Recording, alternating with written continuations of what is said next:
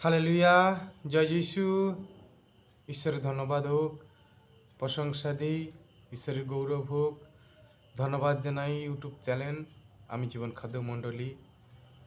ধন্যবাদ জানাই যে তোমরা এই সুন্দর সন্ধ্যায় যে আমার মতো পাপিকে বসতে সাহায্য করেছে। বন্ধুরা, আমরা লাইভে এসেছি। ধন্যবাদ জানাই তোমরা যাদের সমস্যা যাহা কিছু বন্ধুরা তোমরা কমেন্টে জানাও, যেন আমরা কমেন্ট অনুসারে যেন প্রভুকে তোমার কাছে তোমার যাদের সমস্যা যেন আমরা প্রভুর কাছে আর্তনাদ করতে পারি। ধন্যবাদ যে বন্ধুরা লাইভে রয়েছে, প্রভু তাড়াতাড়ি জয়েন হয়ে পড়ো। ধন্যবাদ জানাই ইউটিউব চ্যানেল জীবন খাদ্য মণ্ডলী, সার্চ করো। রবিন জেনা পাস্টার, ধন্যবাদ।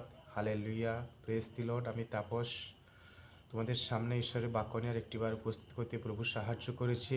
প্রভুর মহিমা হোক।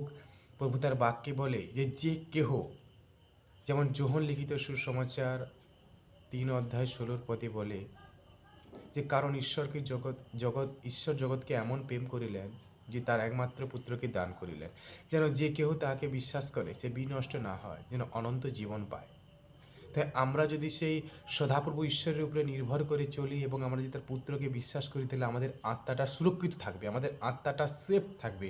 আমরা মৃত্যুর পার্শ্বে অগ্নিকুণ্ডে যেন আমরা না পড়ি। সেই কারণে প্রভু যীশু পৃথিবী থেকে স্বর্গ থেকে পৃথিবীতে এসেছিলেন, এই কারণে যে তার ঈশ্বরের সুসমাচার বার্তাটা নিয়ে আমাদের সামনে ঈশ্বর তাকে পাঠিয়েছিলেন, তার পুত্ররূপে পৃথিবীতে এসেছিলেন মেরির কোলে।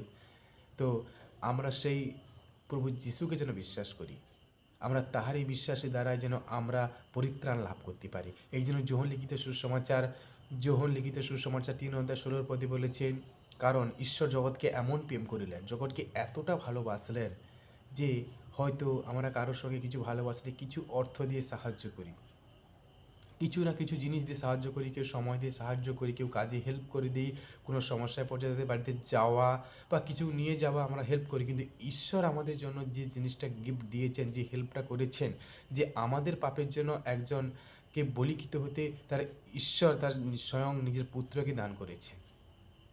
তাই প্রিয় ভাই বোনেরা, আমরা যেন সেই ঈশ্বরের অনুগ্রহে চলি, সেই ঈশ্বরের আজ্ঞায় যেন চলি, সেই ঈশ্বরকে বিশ্বাস করি যিনি আমাদের পৃথিবীতে এসেছিলেন একমাত্র পাপের পরিত্রাণ দেওয়ার জন্য।